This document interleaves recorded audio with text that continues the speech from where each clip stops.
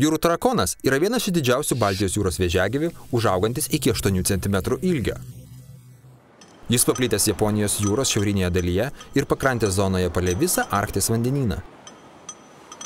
Jūrų tarakonas taip pat gyvena ir visoje rytinėje Baltijos jūroje. Manoma, kad jūrų tarakonas atkeliavo į Baltijos jūrą iš Baltosios jūros prieš 10 000 metų, Joldijos jūros periode, ir po paskutinio ledynmečio čia buvo izoliuotas.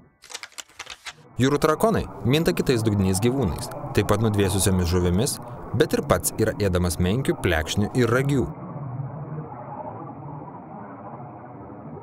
Tad jei sutiksite jūrų tarakoną besimaudydami, parodykite jam pagarbą, juk jis siunčia jums linkėjimus iš pačio ledynmečio.